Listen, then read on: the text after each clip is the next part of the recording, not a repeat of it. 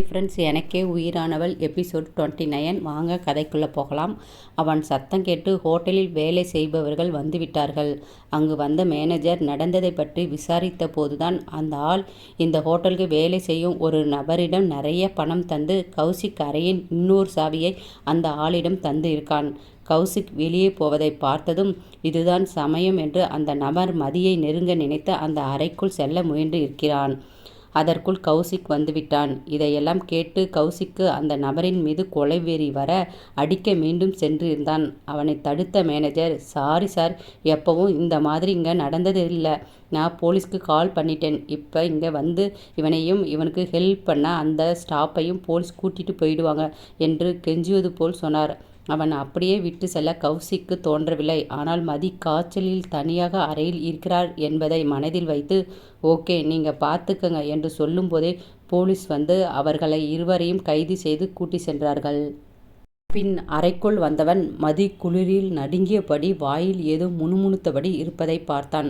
அவள் பேர் சொல்லி மெல்ல எழுப்பும் போதே அணிந்திருந்த ஆடை கொஞ்சம் விலகி இருந்ததை பார்த்து அவசரமாக அவன் வாங்கி வந்திருந்த ஆடையில் இருந்து ஒரு பெரிய டி-ஷர்ட்டை எடுத்து வேறு பக்கம் திரும்பியபடி அவனே போட்டுவிட்டான்.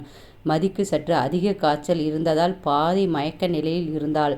அவள் கன்னம் தட்டி உதட்டுக்குள் வாங்கி வந்த காய்ச்சல் மாத்திரையை போட்டுவிட்டு, மதி, இந்த தண்ணியை கொஞ்சம் குடி என்று சொன்னதும் என்று சொல்லி கண்மூடியபடி அவன் தோள் மீது சாய்ந்து வாயை திறந்து தண்ணீர் மெல்ல குடித்து அவன் மீதே கண்மூடி படுத்துவிட்டாள்.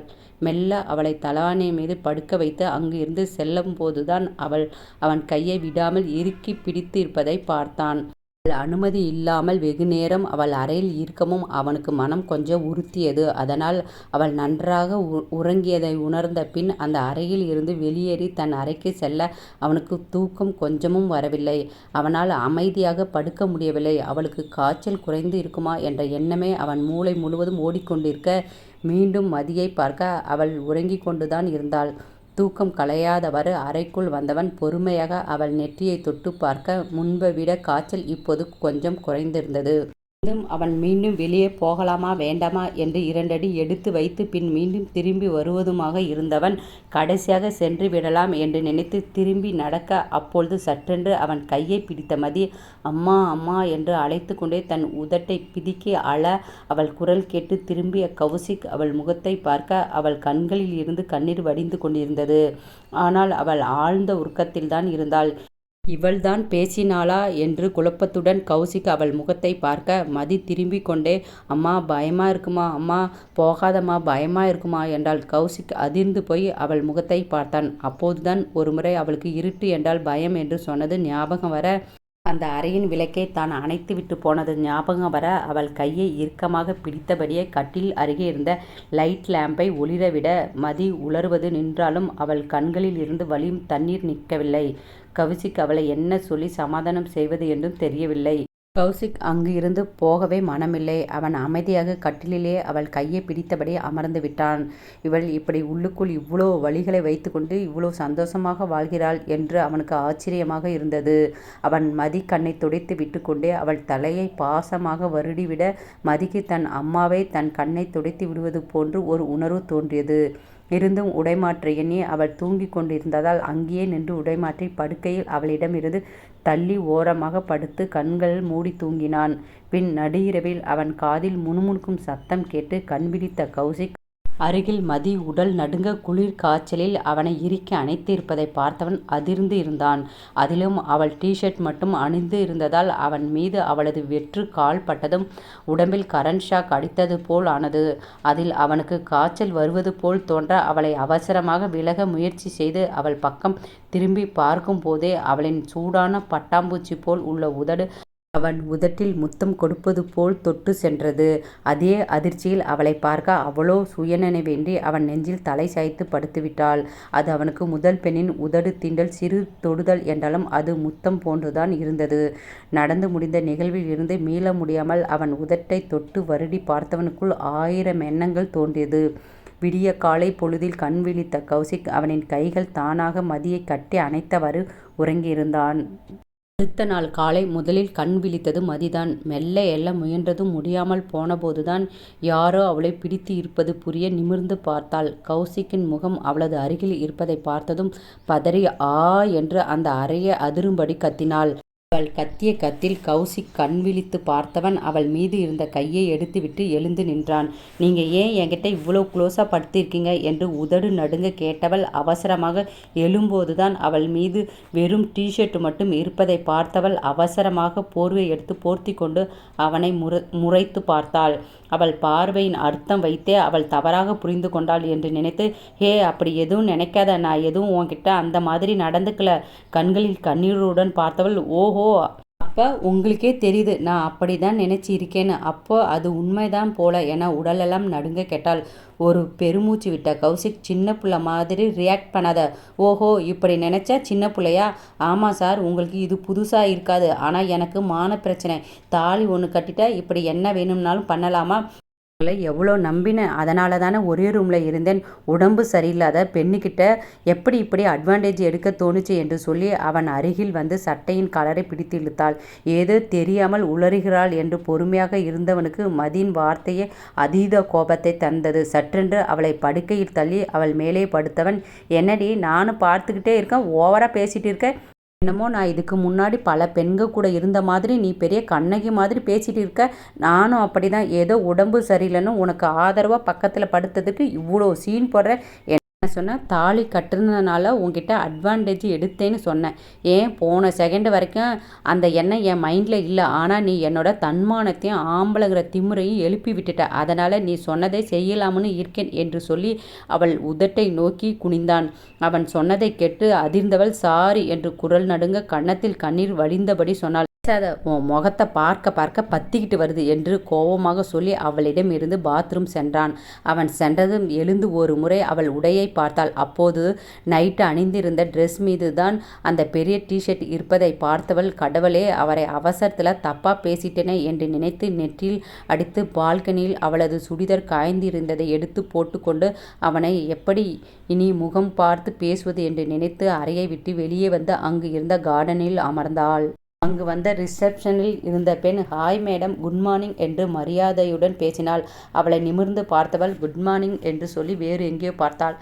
சாரி மேடம், நேற்று உங்களை கொஞ்சம் தப்பாக நினச்சி பேசிட்டேன். அதுக்கு அப்புறம்தான் நைட்டு நடந்த பிரச்சனையை உங்கள் ஹஸ்பண்ட் உங்களை எவ்வளவு விரும்புகிறான்னு தெரிஞ்சுக்கிட்டேன் என்றாள். என்ன சொல்கிறீங்க, புரியல என்று குழம்பியபடி கேட்டாள். அந்த பெண் நேற்று நடந்த அனைத்தையும் கூறி முடித்தாள். நிஜமா மேடம், அந்த மலையில் கூட ஏதோ அவசரமாக என்கிட்ட மெடிக்கல் ஷாப் எங்கன்னு கேட்டு போயிட்டு வந்தார். அப்போ தான் அந்த பிரச்சனையும் ஆச்சு என்று சொல்லி அங்கிருந்து சென்றாள். அவள் சென்றதும் தான் அதிர்ச்சியிலிருந்து மீண்ட மதி, எனக்காக இவ்வளோ பண்ணி இருக்காரு, ஆனால் அது எல்லாம் எதுவும் தெரியாமல் என்னை என்னமோ பண்ண மாதிரி பேசியிருக்கேன் என்று தனக்குள் நினைத்து நொந்தபடி தலையில் கை வைத்தபடி அமர்ந்தாள். சிறிது நேரத்தில் அங்கு அறைக்கு வரும்போதே கௌசிக் உடையை மாற்றி ரெடியாகி ஃபோன் நோண்டி கொண்டிருந்தான். மதி வந்து இருப்பதை உணர்ந்ததும் வேகமாக எழுந்து கதவை திறந்து வெளியே சென்றான். மதியும் அவன் பின்னால் தலை குனிந்து பார்க்கிங் பக்கம் வந்து நின்றாள். அவன் கார் ஷார்ட் செய்த வேகத்தில் மதி முன்னால் ஏறியதும் கார் மின்னல் வேகத்தில் அங்கிருந்து கிளம்பியது. சிறிது நேரத்தில் மதி அம்மா அப்பா வீட்டின் முன்னால் வந்து நின்றது. அவர்கள் இருவரும் பேகை எடுத்துக்கொண்டு அங்கிருந்து விடை பெற்று செல்லும்போது சுப்பிரமணி கௌசிக் பக்கம் வந்தவர், மாப்பிள்ளை, உங்ககிட்ட கொஞ்சம் பேசணும் என்று தயக்கமாக சொல்வதை பார்த்தவன் அவரிடம் தனியாக இடத்திற்கு சென்றான். அதே சமயம் மதி கார் அருகில் வெளியே கௌசிக் வர காத்திருந்தாள். அங்கு வந்த மதிக்கு தெரிந்த பையன், அக்கா, உங்ககிட்ட ஒன்று சொல்லணும் என்றான். எப்படி இருக்க? நல்லா இருக்கேன் அக்கா. நீங்கள் 2 நாளைக்கு முன்னாடி கோவிலுக்கு வந்த அன்னைக்கே உங்களை பார்த்துட்டேன். உங்ககிட்ட பேச வரும்போது இளமதி அக்கா உங்ககிட்ட பேசினதையும் அப்புறம் நடந்த எல்லாத்தையும் பார்த்தேன். அதை வீடியோ கூட எடுத்தேன். என்னடா சொல்கிற? ஓகே, அந்த வீடியோ எங்கே என்று முகமெல்லாம் விளறி போய் கேட்டாள். அது இப்போ என்கிட்ட இல்லை, அதை உங்கள் கௌசிக் சார்கிட்ட தந்துட்டேன் என்றான். அதை கேட்டு மொத்தமாக அதிர்ந்து, அதை ஏண்டா அவர்கிட்ட தந்த? இது எப்போ நடந்துச்சு என்றால், நேற்று உங்களை தான் பார்க்க வந்தேன், அப்போ அவர்கிட்ட பேசினேன் என்று நடந்த அனைத்தையும் சொல்லி அங்கிருந்து சென்று விட்டான். அதை கேட்டு மொத்தமாக இடிந்து போன மதி, அப்போ அவருக்கு ரங்கனை பற்றி எல்லாம் தெரிஞ்சும் என்கிட்ட எதுவும் கேட்காம சாதாரணமாக இருக்காரு. ஏன் என்று முழுதாக குழம்பிய மனநிலையில் இருந்தாள். அக்கா, அப்புறம் மலைக்கோயில் பூசாரி நேற்று பார்த்தேன். அப்போ உங்க மொபைல்ல கோவிலில் கிடைச்சதுன்னு உங்களை பார்த்தால் கொடுக்க சொன்னாங்க என்று சொல்லி அவளது மொபைலையும் கொடுத்துவிட்டு சென்றான். அந்த மொபைல் கீழே விழுந்து இருந்ததால் கொஞ்சம் விரிசல் விட்டிருந்தது.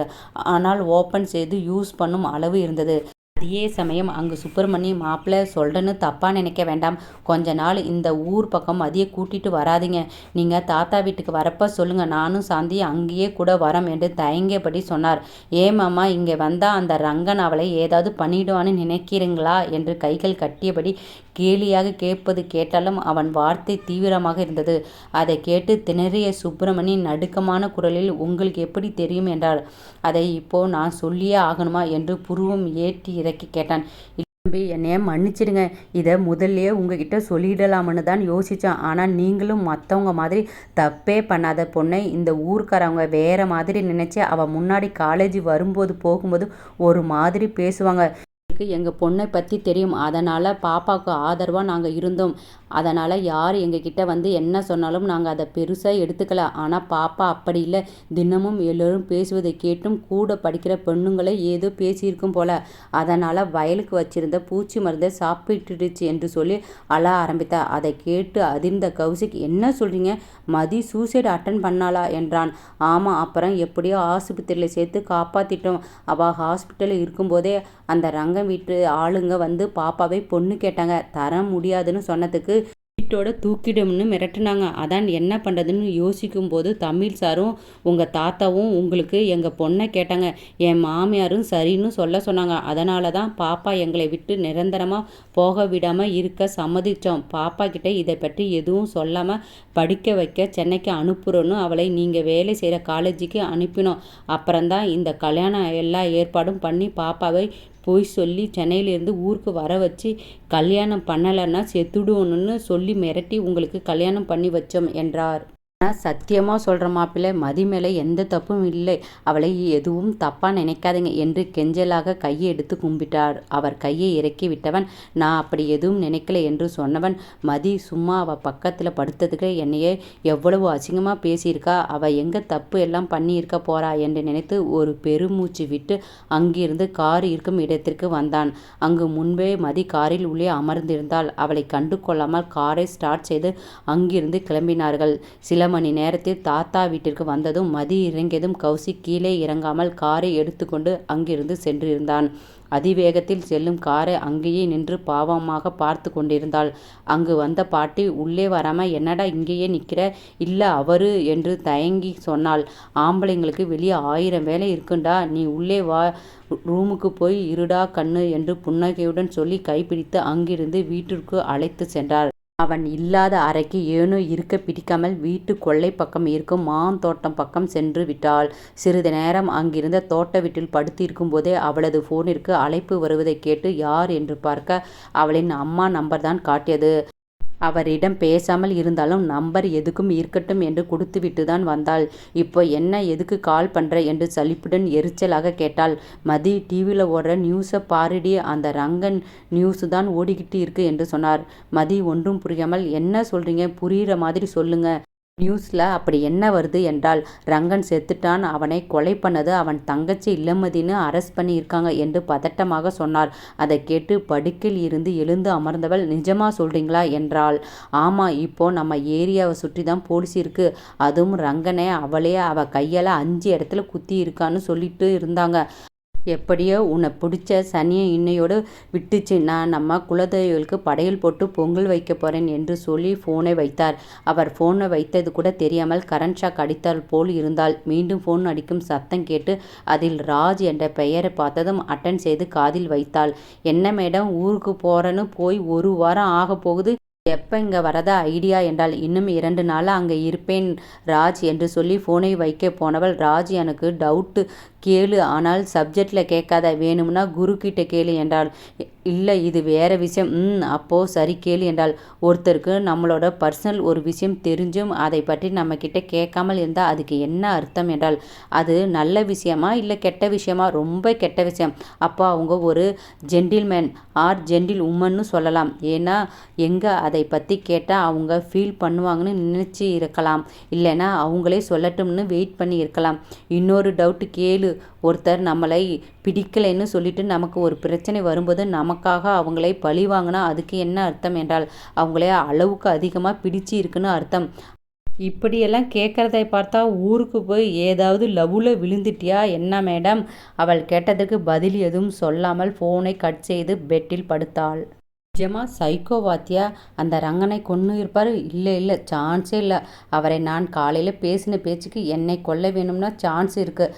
அந்த ரங்கனுக்கு எதிரி அதிகமாக இருந்திருக்கலாம். அதனால தான் இப்படி ஆகியிருக்கும்.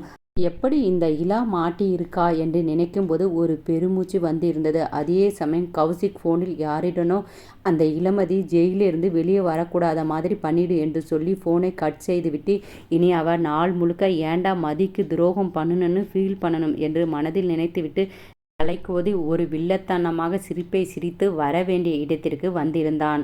இரவு நேரம் வெளியே இருந்து குடித்துவிட்டு கௌசிக் கொஞ்சம் மயக்கத்தில் வீட்டுக்குள் நுழையும் போதே ஒரு பெண் டாக்டர் அவன் அறையிலிருந்து படியில் இறங்கி கொண்டு இருந்தார்.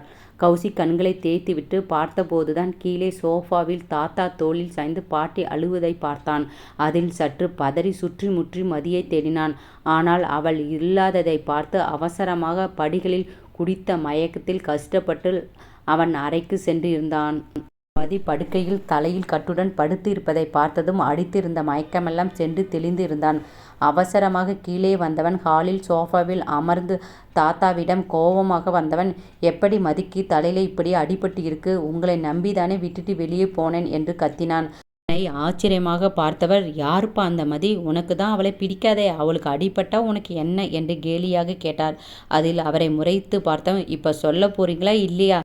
சும்மா இருங்க, பாப்பாக்கு அப்படி அடிபட்டு இருக்கிறதை பார்த்து பயந்து இருக்கான். அது அவன் பொண்டாட்டி, அதான் உரிமையாக கேட்குறேன் என்று தாத்தாவை திட்டிய பாட்டி கௌசிக் பக்கம் திரும்பி, நீ காலையில் வீட்டில் விட்டுட்டு போனதுல இருந்தே பாப்பா தோட்டத்து வீட்டில் தான் இருந்தா. மதியம் சாப்பிட கூட வீட்டுக்கு வரல. அதான் ஒரு வேலைக்காரிக்கிட்ட மதியம் கூட்டிகிட்டு வர சொல்லி அனுப்பிவிட்டேன். ஆனால் அங்கே பாப்பா மயங்கி இருக்கிறதா வேலைக்காரை வந்து சொன்னதும் தான் தாத்தா போய் ஆளுங்களை வச்சு அவளை வீட்டுக்கு கூட்டிகிட்டு வந்தோம். அப்போதான் டாக்டர் வந்து பார்த்து அவள் தலையில் கட்டு போட்டுட்டு போனாங்கப்பா. ஆனால் எப்படி அடிபட்டதுன்னு இன்னும் தெரியல என்று பாட்டி நடந்ததை சொன்னார்.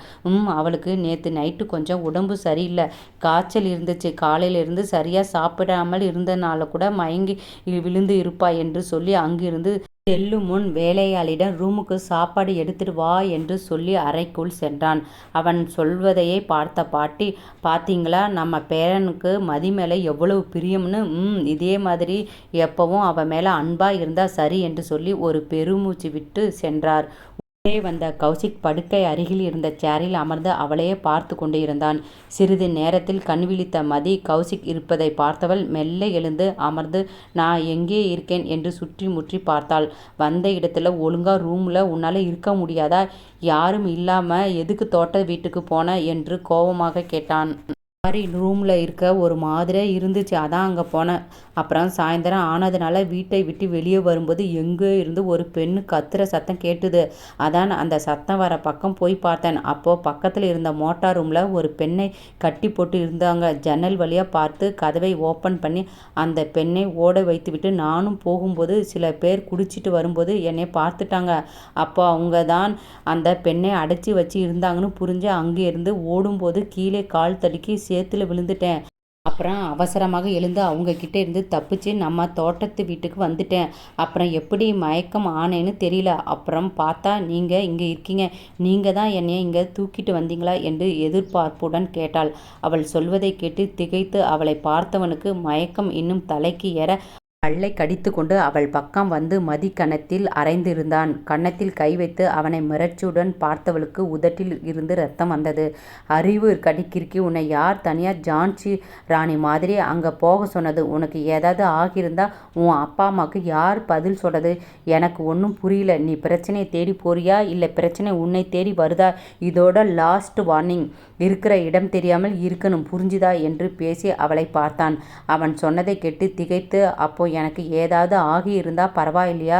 உங்க கூட இருக்கும்போது பிரச்சனையில மாட்டக்கூடாதுன்னு சொல்றீங்களா என்று எதிர்பார்ப்புடன் கேட்டாள். ஆமா, என் கூட இருக்கும்போது அமைதியா இருந்துட்டு போ. என்ன இந்த 6 மாசம் உன்னைய வச்சுக்கிட்டு தாங்கணும் அவ்வளவுதான். அப்புறம் நான் என் லைஃப்பை பார்த்துட்டு போயிடுவேன். அப்புறம் உனக்கு என்ன ஆனா எனக்கு என்ன என்று ஏளனமாக சொல்லி அங்கிருந்து பாத்ரூமுக்கு சென்றான். சொன்னதைக் கேட்டு யாரோ நெஞ்சில் ஈட்டியை இறக்குவது போல் இருந்தது. இங்கு பாத்ரூமுக்குள் வந்தவனுக்கு மதியிடம் என்ன பேசுகிறோம் என்று தெரியாமல் மயக்கம் இருக்கும் வரை சுவரில் நின்று குளித்து முடித்து வெளியே வரும்போது மதி வேலையாள் கொண்டு வந்து இருந்த இரவு உணவை சாப்பிட்டுவிட்டு படுக்கையில் ஓரமாக படுத்து உறங்கியிருந்தாள். சில நொடி அவளையே பார்த்து நின்றவனுக்கு அப்பொழுதுதான் அவளிடம் சற்று முன் பேசியதெல்லாம் நினைவு வந்தது. காலையில் இவ பேசின பேச்சுக்கு கோவத்தில் குடிச்சது எவ்வளோ தப்பாக போச்சு.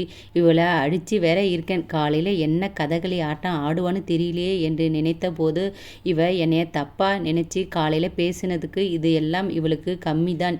இதில் வேற பெரிய இவ மாதிரி பிரச்சனை வேற மாட்டி இருந்து இருக்கா என்று மனதில் நினைத்து பால்கனி பக்கம் வந்தவன் அவர்கள் தோட்டத்தில் இருக்கும் இரவு வாட்ச்மேனுக்கு கால் செய்து பக்கத்தில் இருக்கிற தோட்டம் யாருதுன்னு விசாரிச்சு வை என்று கட்டளையாக சொல்லி படுக்கையில் படுத்தவனுக்கு நேற்று மதி உதடு அவன் உதட்டை தொட்டு சென்றது நினைவுக்கு வந்ததும் உடலெல்லாம் சிலிர்ப்பது போல் இருந்தது. ஐயோ, இப்ப நினைக்கும் போது ஜிவ்வுன்னு இருக்கே என்று உள்ளுக்குள் நினைத்து உருகி கொண்டு அப்படியே உறங்கி இருந்தான். அடுத்த நாள் காலையில் கௌசிக் கண் விழிக்கும் போது மதி கண்ணாடி முன் அமர்ந்து தலைமுடியை துவட்டியபடி இருந்தாள்.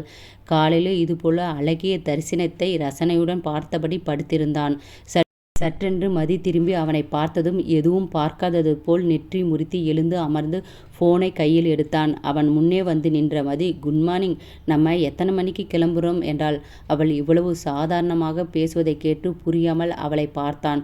அவன் நேற்று அடித்த அடியில் ஒரு பக்கம் கன்னம் கொஞ்சம் சிவந்து வீங்கி இருந்தது. அவனது கைகள் ஏனோ அவள் கன்னத்தை தொட்டு மன்னிப்பு கேட்க வேண்டும் என்று மனதில் தோன்றியது. ஆனால் அவனது ஈகோ அவனை தடுத்தது. நேற்று மார்னிங் என்ன சொன்னேன்? உன் முகத்தை காட்டி என் முன்னாடி இனி பேசாதேன்னு சொன்னேன். என்ன மறந்து போச்சா? உன்னை பார்க்க எரிச்சலாக இருக்கு என்று கடுகடுத்து சொன்னான். அதை கேட்டு சோகமான மதி, சாரி, நேற்று ஏதோ அவசரத்தில் என்ன நடந்துச்சுன்னு கேட்காம உங்களை தப்பாக நினச்சி பேசிட்டேன். அப்புறம்தான் ஹோட்டலில் வேலை செய்யும் பொண்ணு சொல்லி நடந்த விஷயம் தெரிஞ்சிச்சு. ரொம்ப தேங்க்ஸ் எனக்காக இவ்வளோ பண்ணத்துக்கு என்றாள். ஆனால் அது எல்லாம் தெரியாமல் என்னென்னமோ பேசிட்டேன். நம்ம ஃப்ரெண்ட்ஸு தான், என் கூட எப்போவும் போல் பேசுங்க. நேற்று நைட்டு நீங்கள் அடித்ததை கூட நான் பெருசாக எடுத்துக்கல என்று ஏக்கமான குரலில் பேசினாள். அவளை நிமிர்ந்து பார்த்தவன், என்னைய பார்த்து யாரும் இப்படியெல்லாம் பேசினதில்லை.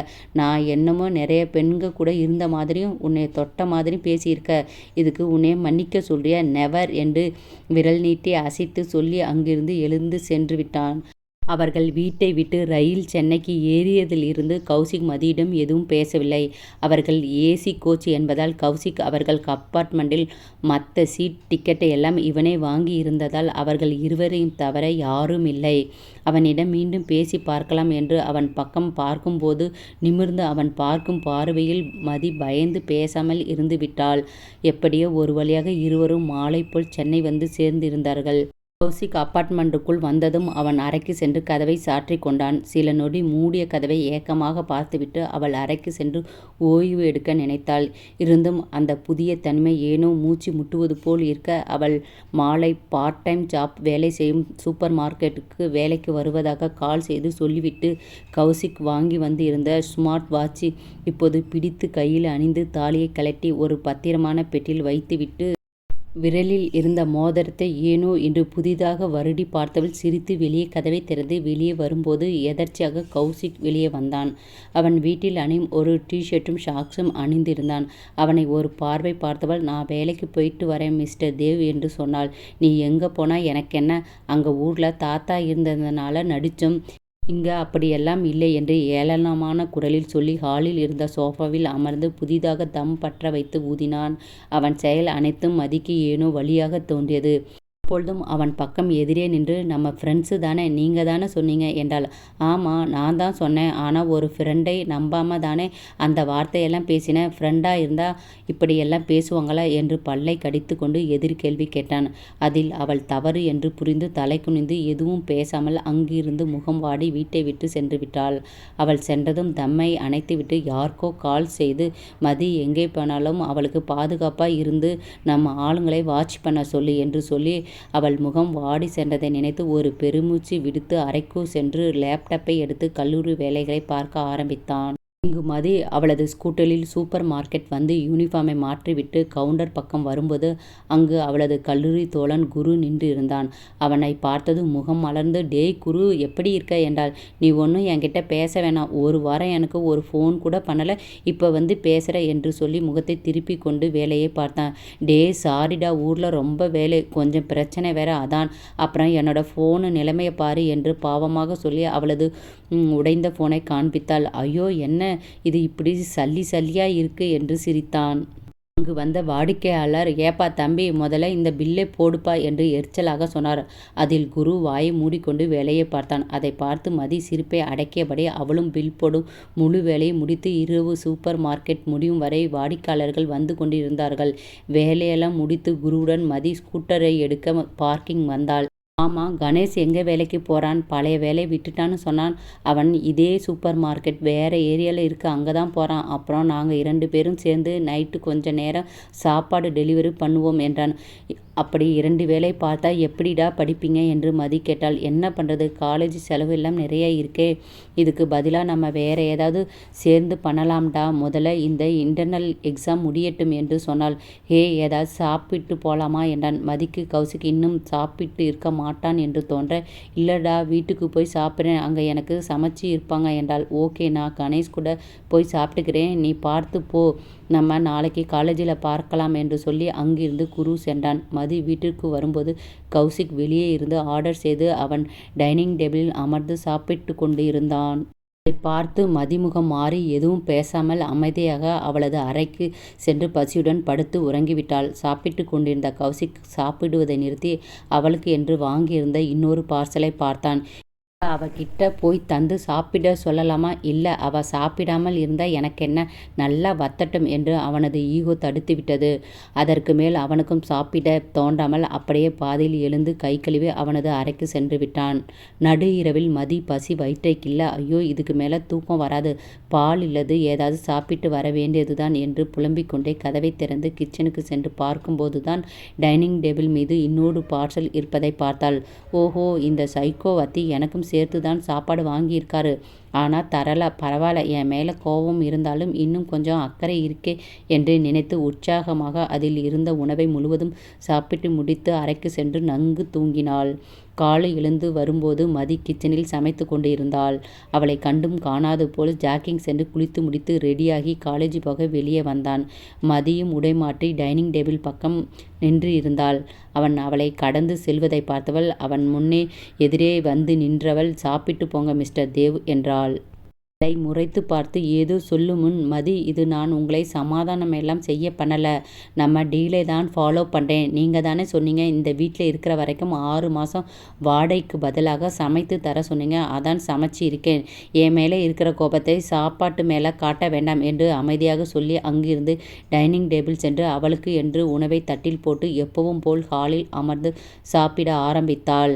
கௌசிக் பதில் எதுவும் சொல்லாமல் டைனிங் டேபிளில் அமர்ந்து சாப்பிட ஆரம்பித்தான். அவனை ஓரக்கண்ணால் சாப்பிடுவதை பார்த்து மகிழ்ந்து டிவியை ஆன் செய்து பாடல் கேட்கும்போதே, "டிவியில் நகரும் நெருப்பாய் கொழுந்து விட்டு எரிந்தேன், அணைத்த பின்பும் அனலில் மேலிருந்தேன், காலை பனியாய் என்னை வாரிக் கொண்டாய், நேரம் கூட எதிராகிட" என்ற பாடல் வரிகள் கூட கௌசிக் ஏற்பது போல் இருந்தது. அதை உணர்ந்து சாப்பிட்டு கொண்டு இருந்தவன் ஒரு நொடி மதியை பார்க்கும்போது அவள் சாப்பிடுவதை நிறுத்தி அவனையே பார்த்து இருப்பதை பார்த்து விட்டான். சட்டென்று தடுமாறிய மதி வேகமாக தலை குனிந்து சாப்பிட்டு முடித்து கிச்சனுக்கு மேலே இருந்த லஞ்ச் பாக்ஸை எடுத்துக்கொண்டு அவனின் பாக்ஸை எடுத்து டைனிங் டேபிள் மீது வைத்துவிட்டு காலேஜ் பேக்கை எடுத்துக்கொண்டு வீட்டை விட்டு சென்று விட்டாள். நேரம் ஆனதை உணர்ந்து அவனது பாக்ஸை எடுத்து பேக்கில் வைத்துக்கொண்டு அவனும் காலேஜுக்கு சென்றான். மதி வகுப்பிற்கு வந்ததும் கணேஷிடம் ஒரு வாரம் நடந்த கிளாஸ் நோட்ஸ் எல்லாம் கேட்டு வாங்கி கொண்டு இருந்தாள். அதே சமயம் கௌசிக்கு வேறு வேலை இருந்ததால் அவன் வகுப்பை கார்த்திக்கை எடுக்க சொல்லிவிட்டு ஸ்டாஃப் ரூமில் இருந்தான். அங்கு வந்த வாணி, "ஹாய் கௌசிக், ஏன் ஒரு வாரம் காலேஜ் வரல? உன்னை பார்க்காம எவ்வளோ மிஸ் பண்ணினேன் தெரியுமா" என்று வாணி யாரும் ஸ்டாஃப் ரூமில் இல்லாததால் குலைந்தபடி கொஞ்சலாக கேட்டாள். அதில் எரிச்சலான கௌசிக் நிமிர்ந்து ஏதோ பேச வருமுன் அங்கு மதி கையில் புக்ஸுடன் நின்று இருப்பதை பார்த்து வாட் என்று பொறுமையாக கேட்டான். ஆசையாக கௌசிக்கிடம் பேசலாம் என்று நினைத்து வாணி வந்திருந்தாள். இப்போது ஒரு மாணவி வந்து இருப்பதை பார்த்து பர்மிஷன் கேட்டு உள்ளே வரணும், உனக்கு தெரியாதா என்று எரிச்சலான குரலில் கேட்டாள். சற்று முன் கார்த்திக் தான் இந்த புக்கை எல்லாம் கௌசிக்கிடம் ஸ்டாஃப் ரூமுக்கு சென்று தர சொல்லி மாணவர்களை அழைத்தான். கௌசிக் என்று சொன்னதும் எப்போதும் இல்லாத ஆர்வமான மதி, சார் நான் தந்துட்டு வரேன் சார் என்று முதல் மாணவியாக எழுந்து உற்சாகமாக ஸ்டாஃப் ரூம் வந்தாள். ஆனால் வாய் திறந்து உள்ளே வர அனுமதி கேட்கும் முன்பே வாணி பேசியது அனைத்தும் அவள் காதில் விழுந்தது. அதில் ஏனோ அவளது முகம் மாறி திரும்பி சென்று விடலாம் என்று நினைக்கும்போது கௌசிக் பார்த்து விட்டான். தலை குனிந்து உள்ளே வந்த மதி வாணி பக்கம் திரும்பி சாரி மேம் என்று சொல்லி கௌசிக் டேபிள் மீது புக்ஸ் எல்லாம் வைத்து, கார்த்திக் சார் உங்ககிட்ட தர சொன்னாங்க சார் என்று உள்ளே போன குரலில் சொல்லி அங்கிருந்து வெளியே வந்து விட்டாள். மதி போகுவதை பார்த்தவன் வாணி பக்கம் திரும்பி, அந்த பெண்ணை திட்டுறதுக்கு முன்னாடி நீங்க எப்படி இருக்கீங்கன்னு பாருங்க. இங்கே என்னை சார் மட்டும் சொல்லி பேசணும், இல்லைன்னா மேலிடத்தில் உங்களை பற்றி சொல்ல வேண்டியது இருக்கும் என்று சற்று மிரட்டும் தொனியில் சொல்லிவிட்டு அவன் முன்னால் இருக்கும் லேப்டாப்பில் வேலையை பார்த்தான். இங்கு வெளியே வந்த மதிக்கு பொறாமை தீ பற்றி எரிவது போல் இருந்தது. அந்த மேடம் அவளோட கேர்ள் ஃப்ரெண்டு, அதான் அப்படி ஸ்வீட்டாக பேசுகிறாங்க, அதுக்கு ஏன் உனக்கு ஒரு மாதிரி இருக்கு மதி என்று தனக்கு தானே கேள்வி கேட்டு பதில் புரியாமல் வகுப்பிற்கு சென்று அமர்ந்தும் அதே சிந்தனையாக இருந்தது. அடுத்த நாளிலிருந்து கல்லூரி தேர்வு என்பதால் மதி பார்ட் டைம் வேலைக்கு சென்று ஃப்ரீயாக இருக்கும் நேரத்தில் புக்ஸை எடுத்து படித்து கொண்டு இருந்தாள். வீட்டிற்கு வரும்போது ஹாலில் கௌசிக் இருப்பதை பார்த்தவளுக்கு காலையில் வாணியுடன் இருந்தது மீண்டும் நினைவு வந்தது. ஏனோ அவனை பார்க்க பார்க்க அவளையும் மீறி கோபம் வர அவசரமாக அவனை கடந்த அறைக்கு போகும் முன் கௌசிக்கின் குரல் அவளை தடுத்தது. கௌசிக் மதியை எதனால் தடுத்திருப்பான், என்ன சொல்வதற்காக தடுத்திருப்பான்? உங்களுக்கு ஏதாவது ஐடியா இருந்தால் சொல்லுங்கள் ஃப்ரெண்ட்ஸ். தேங்க்யூ.